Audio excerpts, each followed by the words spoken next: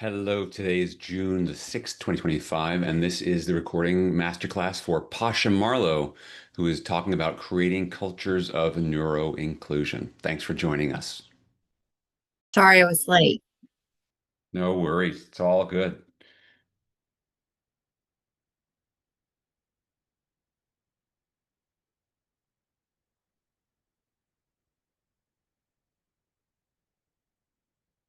All right, fine breakout people. Welcome back. Hope you had a nice time in your breakout rooms connecting with other folks in our community.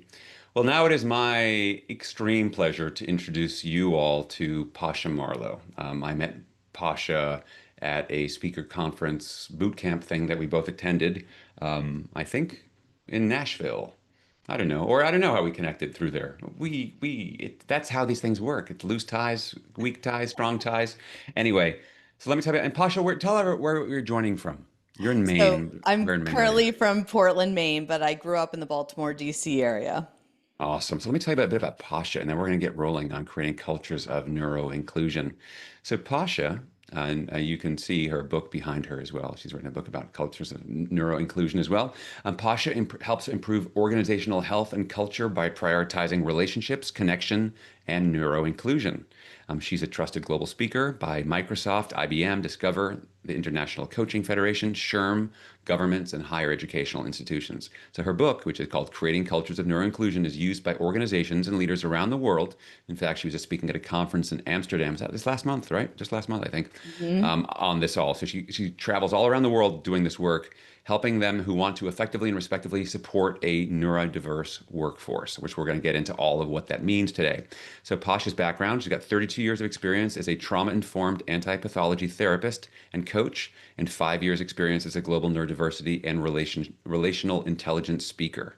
Her presentations and workshops are praised for being highly actionable and transformative as they reach people deeply on both personal and professional levels. So Pasha centers inclusive leadership and design, intersectionality, accessibility, and psychological safety in everything she does. And besides that, she's a pretty awesome person. So I'm really lucky to have her in my life, and I'm happy to share her with you. So big round of applause. Welcome, Pasha. Thank you so much for Oh, joining thank us. you. So Pasha, as we get into this, obviously I want to hear about like what inspired you to write this, but can you tell us a little bit about you and your journey just to kind of get the person behind all of this incredible thought leadership? Yeah.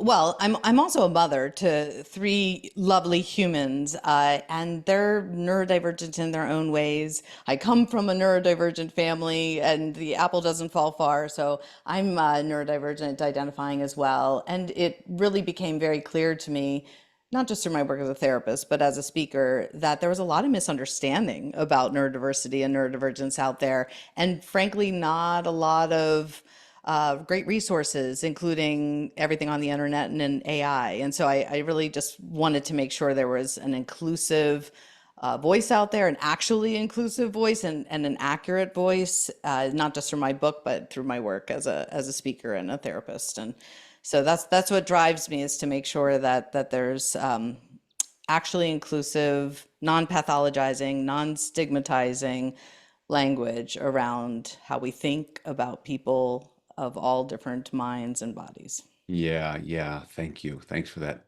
And I'm curious, like as you think about kind of your own journey Mhm. and as a therapist, as a person who identifies as neuroinclusive or neurodiverse, I should say, what inspired you to Neurodivergent. write? Yeah, neurodivergent. Thank you. I'm going to be lots of apologies and learning here along the way with everybody No else here today. apologies, it's confusing. Yeah, Yeah. yeah. So, what inspired you to write the book? And what are you hoping that leaders would take most from it?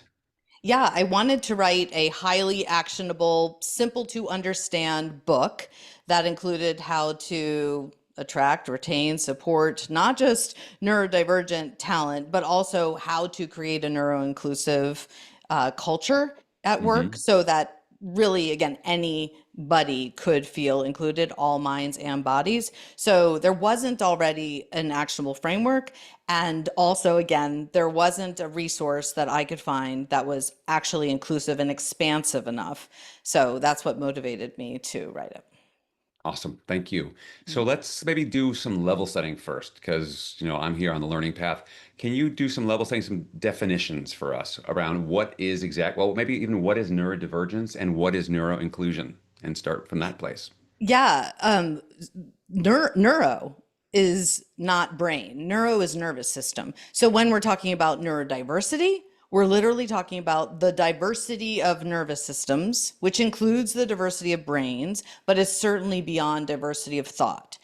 As a human species, we are neurodiverse. So we are all neurodiverse as humans, but some of us identify as neurodivergent, and some of us identify as neurotypical, and some identify as neither, whether we don't know or we don't want to.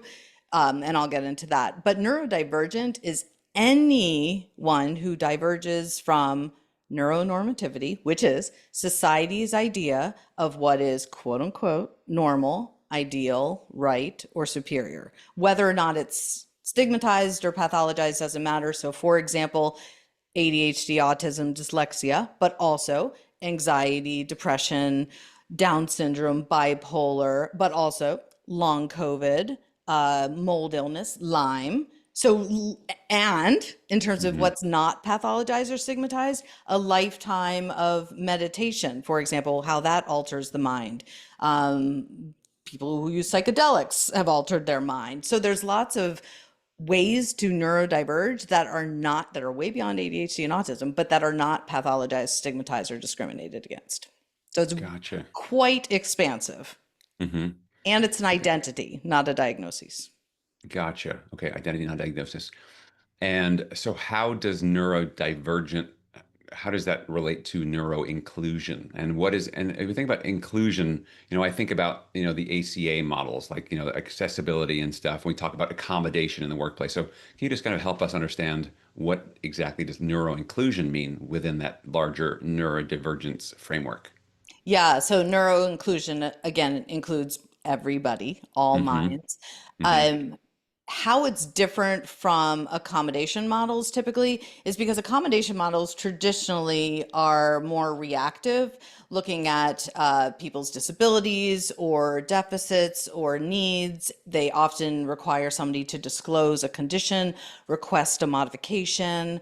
Often it's a, legal process. With neuroinclusion, it's far more proactive, where there's assumed needs because we all have access, support, and sensory needs. And we try to, through inclusive design practices, create meetings and materials and events and interactions where we're accommodating a variety of functioning styles without people needing to disclose a disability or diagnoses. We're looking at it through the lens of needs and that everybody has needs.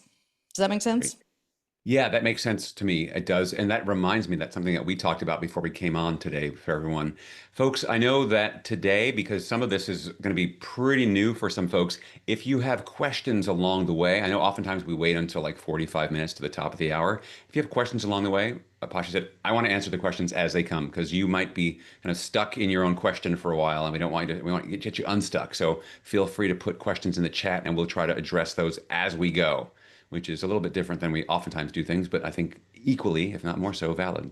So, That's just on brand with neurodivergence that we're going to do things differently. exactly, exactly.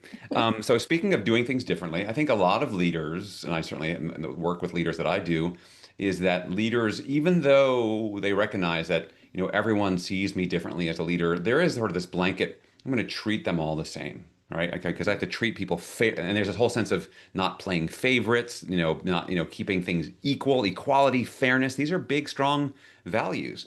And so, how can leaders who are starting to hear like, you're talking about this big spectrum of neuroinclusion, how can leaders shift towards creating environments where different neurotypes can actually thrive?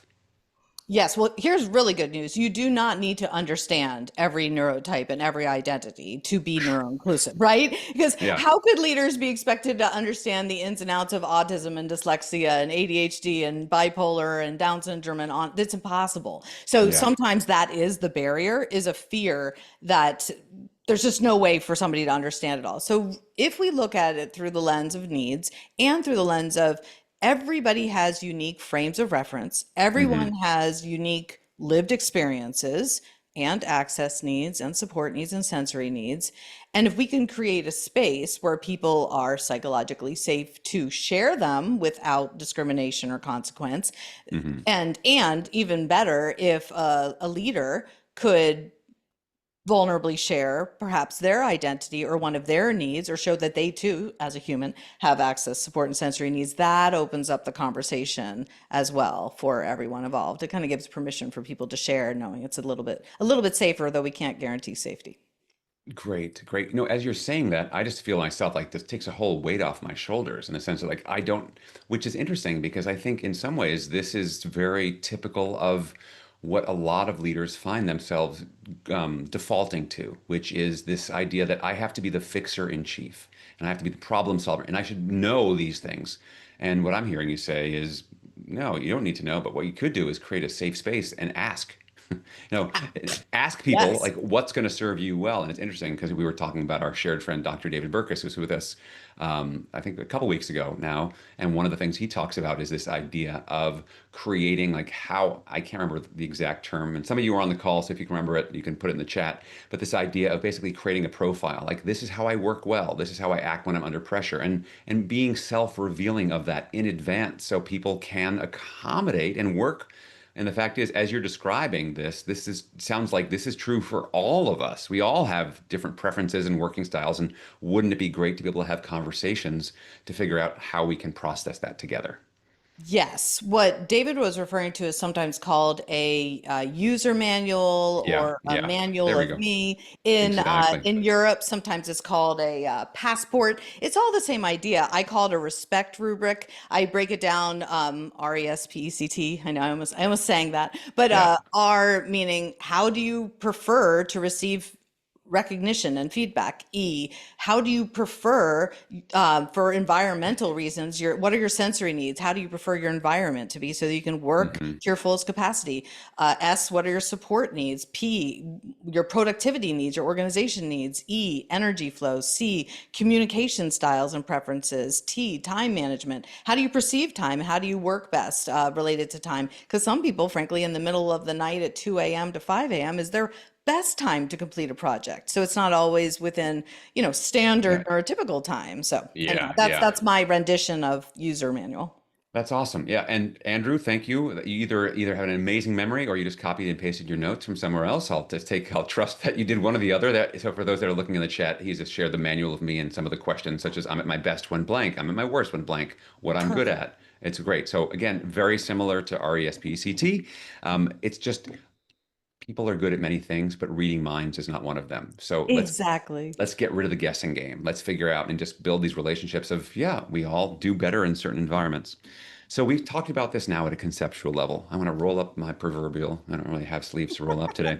Let's like roll them up here, very short sleeve. It's hot where I am today. I went away for 3 days.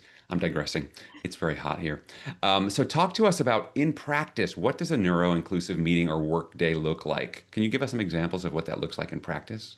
Yeah, absolutely. Let's talk about meetings first. A neuro-inclusive meeting includes inclusive language. So nobody's saying that's not normal. Nobody's saying that's disordered. Nobody's saying you're deficient. Um, Also, words like high function or terms like high functioning, low functioning, not okay. People are not high functioning, low functioning. Systems are high functioning, low functioning. Society is low functioning right now, I'll have to say. So there's some language that I Hmm. teach that's really important in terms of destigmatizing and depathologizing and making sure people aren't felt or don't feel like they're othered or seen as broken or disordered or less than. Um, Outside of the language, making sure that the meetings are very clear in purpose and agenda, communicating as much ahead of time to prepare somebody is very helpful. And this, by the way, like not just for, let's say, autistic people or people with trauma, but everybody I was prefers, thinking exactly that same thing. Like everyone prefers clarity, right? As opposed to showing up right? to a meeting like, do we have an agenda? Do we not have like why are we meeting?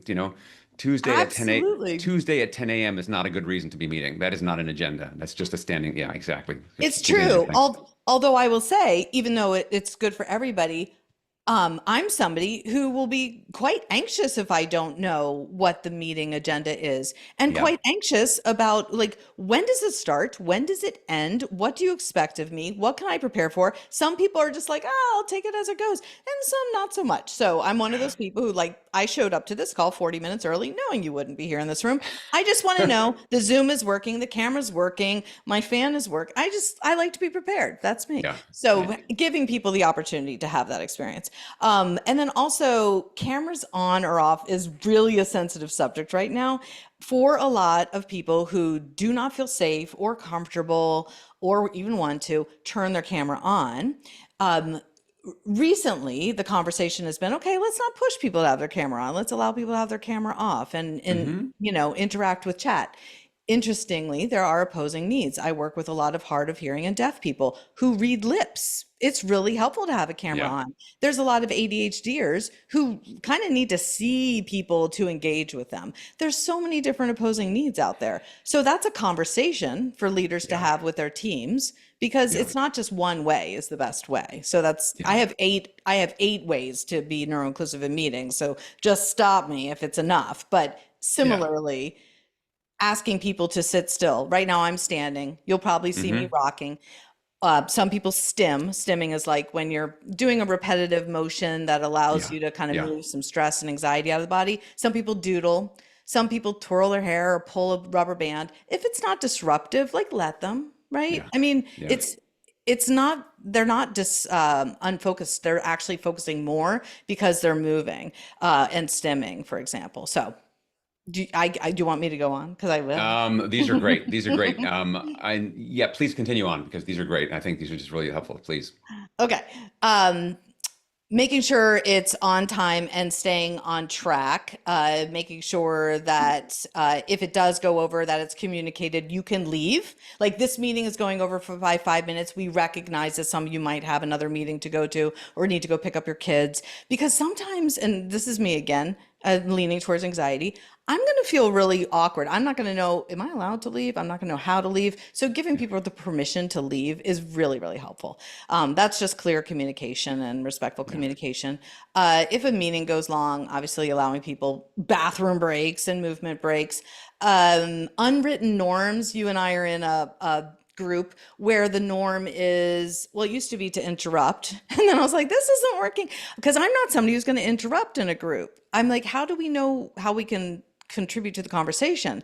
And so they said, well, just unmute. Well, that was chaos. And I couldn't do that because it felt rude. It felt like I was interrupting. So I said, can we use the emojis? This is why they do this in this group now. Can we use the emoji, like a hand raise emoji if we have something to say, or a thumbs up emoji if we have something to add? That kind of structure really allows people to understand when is it, appropriate Yeah. to contribute because often what happens is the quiet people don't get heard. And by the way, the quiet people are the ones who are sitting back, not just talking, but perceiving, and often have the best amount of perspective Yes. and ability to contribute to the conversation, but don't know how to contribute to the conversation. And then the final thing I'll say is after a meeting, really helpful to either send out a transcript or a video or a summary or reminding you of the calls to action Yeah. because it's helpful to have something in writing or Yeah. visual because different learning styles. That all probably just makes sense as a leader. Well, it makes so much sense. And inside, I have a big smile inside because what you're saying, this is just good leadership practices for all of us. I mean, let's face it. I mean, because we're dealing with a diversity of people and a diversity of everyone and just people like in general, clarity is better than confusion. Like we get get results when there's clarity. We don't when there's confusion. So many of these principles apply all over the place. And what I'm hearing, a few things around this. One is, as I am a leader, a few things to be aware of. One is, as you're describing, is what I'm thinking is design thinking. So I'm designing all of my actions with the end, like who's my user? In this case, if these are my direct reports, designing everything to benefit them, which takes more planning than just showing up and winging it, right? Which is, I think, because so many of us are so busy, we're winging so much of the time. So Yes. one thing is design thinking. The other thing you touched on with all of these things is how do I speak about this in a non-pathologizing and non-punitive way? Because the Yes. other thing we haven't really mentioned in here is many organizations, almost all of them, are hierarchical, which implies there's a power imbalance.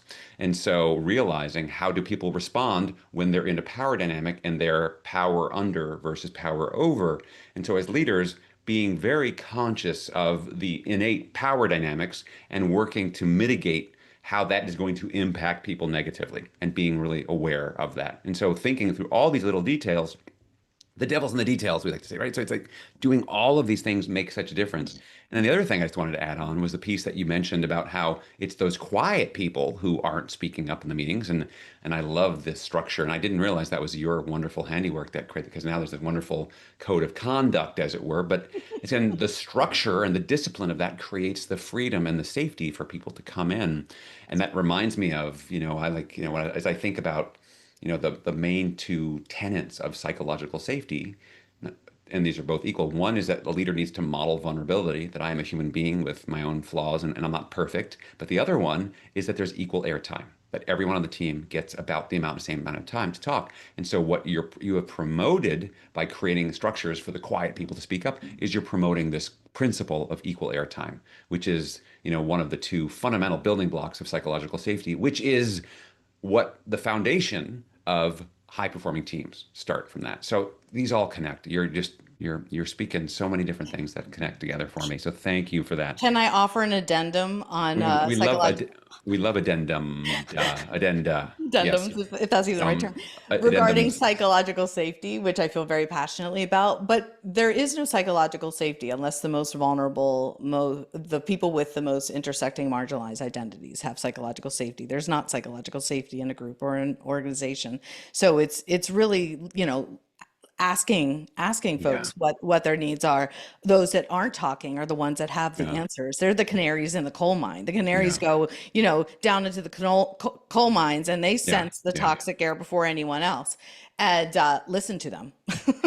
Yeah. Yeah, and that's another through line that you've been bringing out is what I'm hearing also, again, not assuming that anyone is neurotypical or neurodiverse, is the importance for me as a leader to actually build one-on-one relationships with people and connect with them so that I can have honest conversations and ask these kind of questions that I think many of us, myself included, don't have a lot of experience asking. But like, hey, what, to go, hey, what's going to work for you? Did that work well? And to have this open, candid, free-flowing back and forth dialogue about what's going on.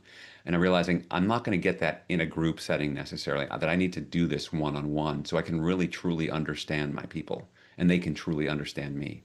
And notice if you say, "Hey, what are your access needs? What are your sensory needs?" You are not asking them to disclose a diagnosis or disability. You're not asking them something too Yeah. personal, and Hmm. because that's an issue, right? And so if they disclose, fine, then Yeah. you can talk Yeah. about it. But Yeah. asking somebody about their needs is absolutely acceptable Yeah. and Which welcomed. Yeah, and again, it's such a subtle nuance, but it makes such a difference, right? It's the difference between saying something is different and something is weird, right? It's just like, am I pathologizing something or am I normalizing it? In terms of and that we all want to feel that our experience is valid. And as soon as we start to feel that someone is, discounting us or invalidating our experience, the walls go up, the exclusion comes up, and I start to check out, my trust levels go down, my ability to perform goes down, all these things, not to mention the workplace starts to feel more, I don't know how far on the spectrum, but starts to move towards toxicity. Like this is like, I don't feel respected, I don't feel valued. And these are like the number one things that people start looking for other jobs right there. Absolutely. And one of the things you're talking about is sometimes the microaggressions that happen when Yeah. people say, "Aren't we all a little bit ADHD these days?" Or, Yeah. your pronouns are confusing. There's many things, or even just like that's not normal. Or the one that I hear a lot, and I hear people talk about themselves this way too, by the way, Hmm. like, "I'm just Hmm. different." You're different. You're different. Like Yeah. according to who and compared to what, it can be seen as offensive. And just Yeah. because this is the number one mis interpretation of the language around it, there are no neurodiverse individuals. There are neurodivergent or neurotypical individuals. And the reason why I'm saying it's so important is because we shouldn't say, you're a diverse hire, you're a diverse individual. That's literally implying you're different than me, right? Yeah. And Yeah. it's stigmatizing and often Oh yeah. racist and ableist. So we don't want Yeah. to just say you're different or they're different, because it's offensive. And it's not even really accurate because it's not a complete sentence. True, true. Well, it's what it is. And this humans, we love shortcuts. I mean, we're designed for like our brains are not designed for accuracy. They're designed for speed. I mean, because that's pattern recognition and all that. And so it's just a quick label, and this is what we do. And what it does is the label works until it doesn't. Yep. Right. So let's double click on what you just started bringing up. Right. So the fact is, most leaders, well-intentioned and yet unintentionally exclude neurodivergent team members. So what are some common leadership habits that you see leaders doing to do that kind of exclusive behaviors, and how can they be replaced with more inclusive behaviors than those? Yeah. Um, this is going to seem simple, but it's powerful. If you Simple's good. say, could you just blank? Could you just fill out this form? Could you just, you know, could you just pass in this report? Hmm. This will only take 3 minutes to complete. Signing these forms is easy. All of these Hmm. things I'm saying are really ableist. And for somebody who has, let's say, dyslexia, difficulty reading, needs a transcript, needs has a visual disability. Like there's so Hmm. many reasons why just simply it'll only take this amount of time is ableist, and it's not like they're going to say something right away. It's that type of language over and over and over. It's like a death by a thousand paper cuts. That's what's going Hmm. to get them to leave because they're going to feel like they're or sorry, one more, like as I've already told you in the email, or as I've already said. And you shared at the top of the call, Elaine, you said you have a bad memory, which I would reframe as just a different memory style. But nonetheless, Okay. some people don't remember as well. So like Yeah. just it's condescending, like as I've said in the email. It's just like Yeah. condescending. If I'm asking you for clarification, don't throw it back at me that you've already told me. Maybe I need to hear Yeah. it in a different way. Does that make sense? Yeah, totally. Yeah, I mean, I remember learning this somewhere in a writing class is like if you start saying like as soon as if you start something like as per this, already you're putting people on defensive. Like as per our previous conversation, as per this, as per that. It's like it's legalistic, right? It's almost like I have an argument and I'm going to win in a court of law and you're on trial. And that doesn't put people at ease for sure. Exactly. Also along those lines, I have yet to speak for an organization or group where somebody hasn't themselves had trauma, and very specifically gun violence in Mm. their family or circle. The reason why I bring Hmm. this up is because so much of our language, especially in corporate world, is violent. Shoot me Hmm. an email. You killed it. You nailed that. Like if you think Yeah. about all the things that we say, Yeah, yeah, most yeah, of yeah. it has a Yeah. violent, uh, Yeah. you know, not trauma informed language to it. And again, nobody's going to say, could you please stop saying shoot me an email? Nobody's going to say that. However, Right. every time you say shoot me an email, they might think about a loved one who Yeah. was hurt or killed. That's important because so many people have experienced that, especially in our country, unfortunately, that Yeah. it's good to know the impact of trauma informed and nonviolent language. This is so good. So I want to follow this a little further. So I can imagine people that I've worked with. I can imagine myself thinking this as you're saying all this stuff. Like, is the story in my head could be and has been, oh, come on, like this is so PC. Like, don't Mhm. take yourself so flippant. Like, that's not what I mean. I don't like. So how do you respond to leaders who might be going to like, oh, come on, like, don't be such a word cop. I hear this all the time. Yeah.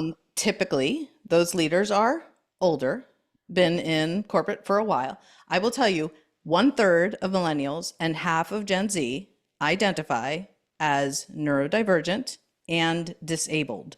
The world Mm, is becoming more disabling. People are not feeling like they fit in to quote unquote norms or standards or the way it was done. So if you have millennials or Gen Z in your workforce, you need to adapt. I know Yeah. there's like, oh, they're snowflakes, they're so sensitive. Like, what's all this Yeah. soft skills, emotional regulation work? Why is this in the workplace? Because it needs to be, because there's a lot more trauma and people are coming in with this lens. And frankly, they're coming in more trauma informed and aware. And even if you don't agree with it, it is the way it is. Like that's who's coming into the workforce. That's who's here. And so you're going to lose them if you don't, adapt and evolve. Right, right. And if you think about like how much work does it really take for me to go from saying shoot me an email to send me an email? Like Exactly. Exactly. if you really think like what I'm doing here, like yeah, is recognizing Exactly. recognizing that. So, and actually, I want to go off on a little detour. That's because you and I had this conversation, and I took it to heart. So we were talking. So at one point, this might be interesting to folks. So I brought up the fact that as I'm looking at the kind of my next kind of framing and my branding around leadership was one of the things I'm really interested in are leadership blind spots, right? This whole sense of, the things that we don't see. I remember this conversation I and you do. said, hey, I'm concerned. Like, I think it's great. I think it's really important, is go and, I'm concerned that while blind spots we all have cognitively, we all understand that the concern is that could be seen as ableist, right? In terms of citing. So I took that to heart and I thought, who would know this? So I actually reached out to three different American federations of the blind and I asked them the question. I said, so here's my concern. And I kind of framed it all out as, blind spot. Would this be considered ableist or that? And what I heard back from two of the three, and they went, no, you're fine. You're fine. Which means like, so if someone ever brought that up again, like, oh, by the way, I've checked this. So you can always go back to the person if you're concerned about this. I mean, and in some cases, we don't know. But I think to your point here, it's really interesting about that we do need to change. And also, I mean, and there's a question of has the population become that much more trauma informed, or are we just that much less trauma suppressed than we used to Yeah. be? Like maybe this has been going on for decades. We just never had a venue. I mean, I think about, for example, Yeah.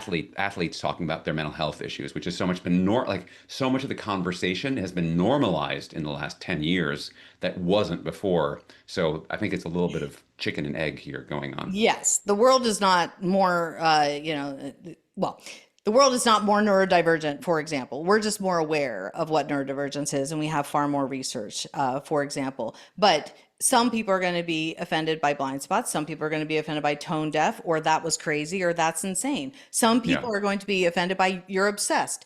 It just know it's not going to be like every, Yeah. person, and you might Yeah. ask them and they'll be like, that's fine. Yeah.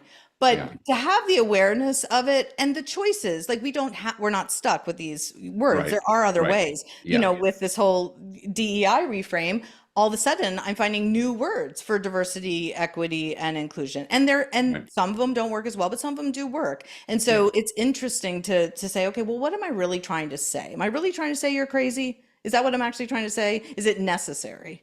Right. Yeah, that's a great point. So really, what's the goal here? And which is again, that's such an important leadership skill. Is like as I begin everything, beginning with the end in mind and starting like being proactive about how am I going to create this to the end result.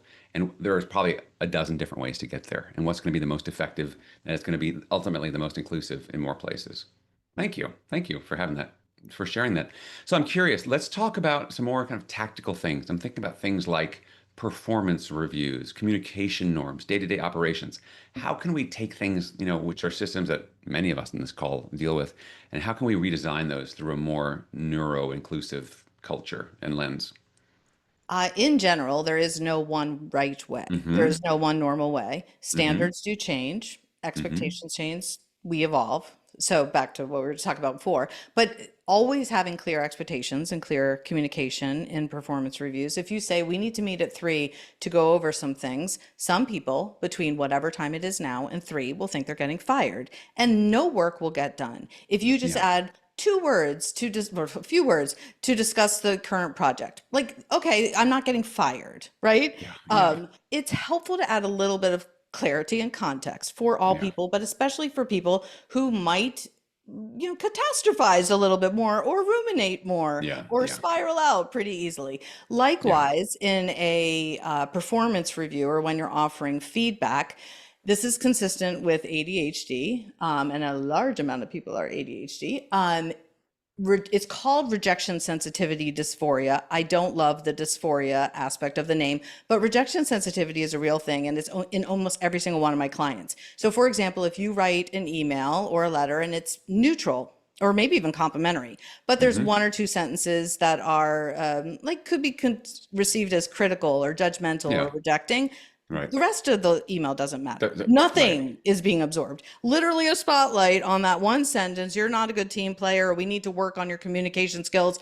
All of a sudden, that person is spotlighting that, ruminating on that, might lead to quitting, Hmm. might lead to taking time off, might lead to thinking they're not worthy of work or a relationship. And this happens in I've been doing a relationship therapy and coaching for 30 years. In relationships, this happens all the time, where somebody takes a comment or a word and makes it into they are not worthy or lovable. Yeah. And this Yeah. happens in the workplace too, because people are people wherever you go. So if you know that someone on your team is sensitive to rejection due to whatever Hmm. neurotype or trauma, which you would learn in a user manual or respect rubric or whatever the heck you use, that is good information. It doesn't mean you can't offer feedback. It means the feedback needs to be very clear and transparent, and maybe you make it clear that they're not being fired. That Yeah. even though you need to work on their communication, even though there's a struggle or a challenge or a conflict,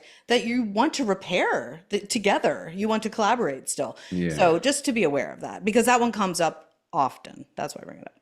Right. Right. So that's called, just to make sure I'm clear, that's called rejection sensitivity. Yes. Yeah, you'll see the acronym RSD and Hmm. rejection sensitivity Sensitivity, dysphoria. dysphoria. Yeah. I just like to drop all the D's because it's unnecessary. But Right. Gotcha. So can we just follow that thread a little further? Because mhm. I'm thinking about this idea of rejection sensitivity and the importance of feedback. I mean, the fact is, without feedback, we don't get better. We don't learn. Not every first draft. In fact, most first drafts are pretty crappy. I mean, it's just the nature of first drafts work. And so, if if a leader wants to promote a culture of a feedback-rich culture where we all learn, what are some things to keep in mind to help accelerate the process, I guess, to mitigate this rejection sensitivity? What are things? Because the fact is, all your work is not going to be amazingly wonderful. And again, I'm thinking kind of playing that role of like, I'm not going to say that everything's perfect when it's not, or it's all great. And I also don't want to walk around having to wear kid gloves. So No, help no. me understand, what can I do as a leader to create a stronger feedback rich culture to kind of Yeah. accelerate that process? A lot of expectations are unspoken and Hmm. assumed that they're understood. This happens in relationships at home and at work. Somebody has an expectation of a job being done a certain way. And then when it's not done that way, there's frustration. And then Yeah. the feedback is, you didn't complete this. And then the other person's like, I didn't know that's what you needed. Like, I didn't even know that was what the expectation was. So, Yeah. getting really clear and specific and probably more detailed than you think is necessary because Yeah. some people receive information differently and process Yeah. information differently. Yeah. And then to offer a psychologically safe space for clarifying questions. Sometimes I'll say, I know you just outlined it, but I still don't understand. Can you clarify, just like we do with AI? Can you expand upon number three? Like, that's really helpful. Can you expand upon this? Can you clarify this? I know this is an acronym we've used for a month and I've been here long enough. I should know. I don't remember what that acronym means. Can you Yeah. can you explain that Yeah. again? So offering safe space for people to ask those questions. Does that make sense? That makes a lot of sense. And what's coming up as you're saying that is, again, and we've touched on this a few times here, specificity and clarity. And I Yeah. think if I think about my own experience, both in personal relationships as well as work relationships, the ones that I seem to love the most are the ones that feel easiest, that I don't have, that you just get me, right? Like you get me. Like Yeah. I don't have to explain. It's like, why should I have to? I don't have to explain this to you, this person. So why do I have to explain it to you? And it feels like this tax is being imposed on me.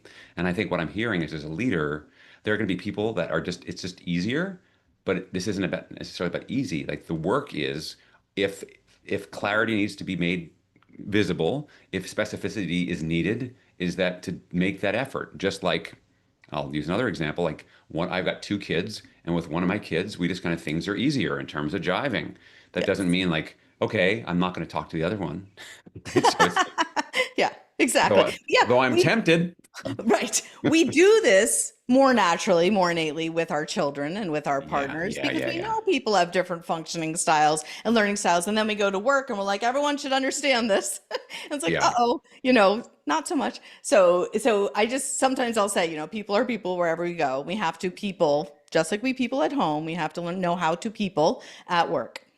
I love that. You have to learn how to people at work. Awesome. Folks, if you have questions, feel free to put them into the chat. I've got lots more questions. I find this fascinating and somehow like wonderfully like reassuring that like, oh, because what Good. you're saying is Yeah. this is good leadership practice with everything. It's just to me, it's sort of taking it to the next level of clarity, specificity, and intentionality about how do I people, as it were. So let's talk about, again, I want to get into some more practices and tactics and actions that so make sure that people can walk away with some specific tools. So for a leader just beginning this journey, what's a good first step that they could take? I'd say tomorrow, but it's Saturday, so on Monday, to build a more neuro-inclusive culture at work. Well, if it's on the weekend, you can order my book and get it immediately on Amazon, ebook or Audible. You could hear it in the next 15 minutes. You could start That's hearing my voice. But outside of that, asking shameless promotion. shameless plug. Ask people. It's okay if you've been working with somebody for a year and you don't know what pronouns they use. Say, hey, I want to make sure I don't misgender you. What are your pronouns? What is your name? I mean, like sometimes I'll be like, I know you. What is your name? Like, it's okay. Yeah, And then yeah. extending that to, you know, hey, let's talk about this. Do you have any access needs that you need me to know about? Are there any support needs that you'd like to share? What don't I understand? What are your sensory needs? Are you good with this room? Are you able to focus in this room? Because I know for myself, I'm speaking as a leader here. I know for myself, these overhead lights, that buzzing, it kind of distracts me. Like all of a sudden, you say something as simple as that, you are going to open up a world of conversation about how somebody is not only distracted but well served by the smallest of environmental shifts and changes that could help everybody. In inclusive design, we say solve for one, serve many. Mm. The curb cut in a sidewalk is the classic example. That's made for wheelchair users. Awesome. But every one of us has benefited from a curb cut with a bike or a stroller or a suitcase, right?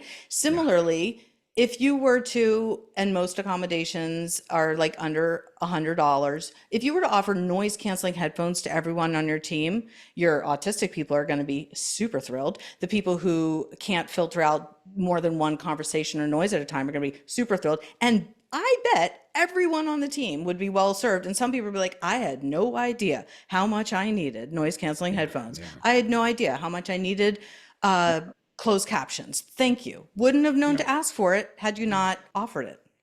No, it's so useful, and I think these are all things that just accelerate both our performance as well as our sense of pleasure of being able to do things. Because that's something, as you're talking about this, something that I had to discover. I mean, I want to say the hard way, but it was the only way, is that, on the spectrum of sensory seeking and sensory avoidant, I am definitely sensory avoidant. If I'm in a crowded cocktail party, I cannot, if it's there's ambient noise, I cannot focus well at all. And I've had to learn that about myself over time. Whereas my wife is very sensory seeking, and so we have had to kind of create certain environments about where this works and where it doesn't work. So, for example, having lights on in the bedroom, like she can fall asleep with the lights on. I Oh can like, no. it's like and she's like, I don't understand why you're getting so upset about this, but like I can't function with a light. I just can't. And I am also I have a much more active nervous system than she Yes. does. I'm much more, and as my daughter and I are very similar, my son and my wife are much more kind of hyposensitive. We're hypersensitive. They're much more hyposensitive. And we've had to learn how to navigate that in the family system. And what I'm hearing you're saying, it's very much the same in the workplace system. We have to navigate how people interact with each other and the environment. Yes, and this is going to be a really big relationship tip for anyone who has these opposing needs at home or at work. Often it is the person who is hyper sensitive or hyper aware or more intense in whatever they experience, that feels like their needs are more important because of the Hmm. intensity level.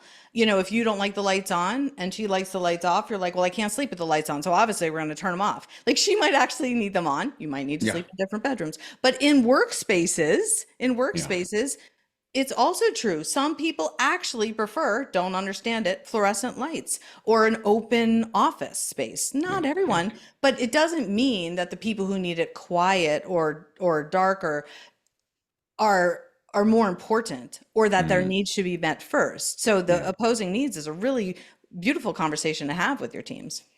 Yeah, as you're saying this, this goes back to what we were saying before about hierarchy and power, because Hmm. I think so often well, this is true because, most of the time families and businesses, they're not democracies, right? And so what ends up happening is there's a power struggle and Yeah. who wins, right? So, Hmm. and oftentimes in families, it's oftentimes the parents because I'm the dad, I'm the mom, that's why.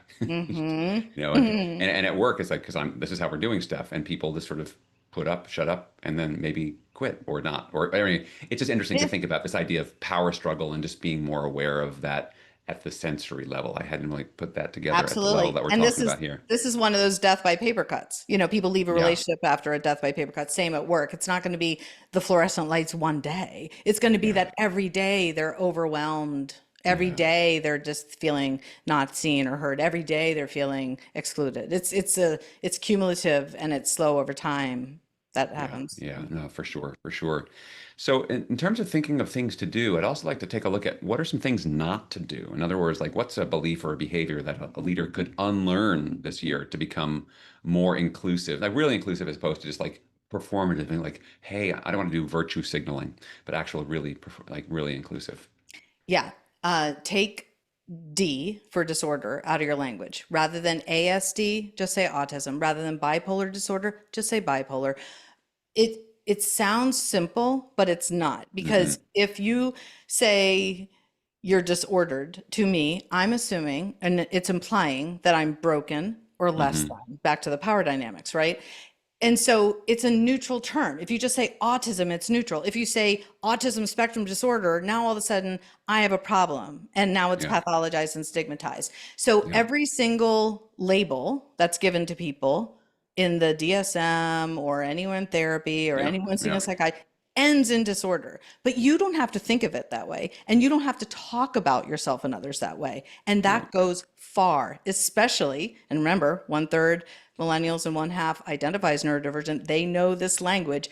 If you identify as neurodivergent, you are actively rejecting the word disorder. So if hmm, you're saying disorder at the end of like anxiety disorder, obsessive compulsive, it matters and they will yeah. pick up on it and they will leave over time. Yeah, yeah, no, and as you're saying this, it reminds me of it's this the sense. I mean, it's kind of fixed mindset versus growth mindset, because the DSM and all these and again, I think most people the acronym right, diagnosis of statistical. What's it? What's the DSM? DSM Diagnostic Statistics Manual. Manual for like where they basically put all the various kinds of illnesses, right? And that you have to, and if you want to get coded for insurance purposes, you have to have a That's right. like that was the reason those things were created was That's for right. like so we could bill insurance for this kind of healthcare intervention. And I still And do as a therapist. I still do right. have to write that in to get them insurance, to get them medication, to continue treatment. So Yeah. we still have to play the game because that is the system now, but we don't have to think of it that way. We don't have to Yeah. talk about it that way, Yeah, right? yeah, exactly. And it's also the sense, I mean, as I've heard, also the difference between, I'm feeling this way versus I am a depression or I suffer from depression. This whole like states versus traits, like these permanent states versus these traits that I have from time and that I'm fluid and flexible, which makes me also think about the whole difference between fixed mindset and growth mindset. And the fact that, part of the human brain is neuroplasticity, is that we can change over time and that how I'm feeling today may be different from tomorrow. So just being able to, yeah, Elizabeth's got a great point. I Yes, have the versus I am. Thank you, Elizabeth. first person versus identity first, this is shifting. Probably up until about 5 years ago, what was most common was I have autism. I am Autistic. Yeah. yeah, Yeah. autistic is now Label. current. Yeah. Or I have a disability versus I am disabled. More often, it's not everyone, so you want to ask, but more often people are choosing identity first. not Hmm. person first. So that is a big shift. Mhm. Hmm. Thank you. Um, if more leaders embraced neuroinclusion, thinking about at the systems level now, not just on the interpersonal level, but systems, how like let's vision out 5 years from now. How is the workplace going to be different 5 years from now than it is from now? I think it's going to be more accessible to all. Like, what's the point if it isn't accessible? I think you're going to start to see more neurodivergent and disabled people, which is a beautiful thing, join the workforce because they feel not only, safer, but a sense of acceptance and belonging, more so. And by the way, that's not just being nice. That's not like doing a good public service to all those neurodivergent and disabled people. Like, we need them in the age of AI, which is inherently linear. We Hmm. need more non-linear, critical thinkers. We need more people who have already figured out how to adapt and think differently, think outside the box, and think we need that so much right now. And Yeah. so it's a benefit to the future of work to Yeah. attract and retain and support neurodivergent talent. That is great. Thank you. Yeah, as I think about kind of the future of where do humans fit into the future of work, considering what, technology and things, specifically AI, is taking over, it seems, our ability to synthesize, integrate, and create and see patterns that both exist currently and then but like to see emerging things and start connecting things that didn't seem connected before. I mean, that is going to be such a value add Yeah, into the world that we're going. definitely. Awesome. Thank you. Thank You're you. welcome. You're welcome. So, folks, I would like to ask you to please put into the chat as we have this hour has flown by. If you can please put into the chat, like, what is one takeaway that you're getting from our conversation with Pasha Marlowe today? And while people are doing that, Pasha, if people want to learn more about you and your work, want to connect, maybe have you come speak to their organizations, what are ways that people can find out more about you and your work? I'm the only Pasha Marlowe in the world. David said the same thing. PashaMarlowe.com is my website. Email pasha@pashamarlowe.com. I'm also on LinkedIn every day, Pasha Marlowe. And then on TikTok, where, by the way, 90% of my therapy and coaching clients come from, I'm at neuroqueer coach. And yes, there is an intersection for LGBTQIA and neurodivergence, which we can get into another time. But easy, easy, easy to find me. I'm very accessible. In fact, so accessible that in my LinkedIn profile, I have a free 30-minute, anyone can use it for any reason, Mm. collaboration call. It's blue. It's in my, very In top the of my profile. profile. And I would love to continue this conversation. I am at my most joyous when I'm talking about this with people. Well, I am, I said at the beginning, I'm so looking forward to like playing in your zone of genius, and I just feel like what you've shared with us today is so good. And what I really appreciate is it was taking a while for people to put things in the chat because people really are putting some thoughtful, longer answers. It wasn't just like a word or two. So I'm just going to share a Yeah. couple of things here. Look, we can say so much. Marilyn, thank you. I honestly never thought so much of this aspect of inclusion. I appreciate the new knowledge. I'm in the same camp. Thank you, Marilyn, for expressing what I know I'm feeling, certainly. Andrew, design thinking is important. As a leader, you're designing your interactions with your direct reports. Many people just wing it. This is great. Don Tien, asking for people's needs. Yeah, this whole sense of asking people. I interviewed a guy who runs their workplace was voted the most mentally healthy workplace in America. Wow. And I said, what was the secret? He said, ask your employees. They'll tell you what they need. I mean, they're a swimming pool manufacturer out of Florida. And anyway, a fascinating conversation. Some great quotes that people are people everywhere you go. The world is not more neurodivergent. We are just more aware of it now. Looking for the respect rubric. You did not write it down fast enough. People would like to learn more about that respect rubric. So is that something that, where can people find that? Or do you have a post on that or something we can find? Yes, I'm just trying to think Breakpoint if I Ed. have it uploaded on my website. It's obviously in the book. Could I send Yeah, you? send it to me and I'll send it along Okay. to Anne and whoever else. I'll just send Okay. it to the folks Yeah. here. I'll Uh, make it, I'll make a note of that. Yeah, absolutely. Yeah, and if anybody else on the call wants that rubric, just shoot me an email and then I'll make sure that you get it because I probably won't put it out to everyone. It might just feel like a lot. Okay, I can another meeting, got to go. also, It is time, 1 o'clock. People got to go. okay. Thank you. Yeah, you and I can hang out, but thank you all for joining us. This was action packed. Thank you for joining us. If you're still in the challenge currently, we have our graduation ceremony next Friday, same time. Thank you all. Have a wonderful, wonderful weekend. Thanks for joining us today. Bye, Thanks, everyone. everyone. Bye bye.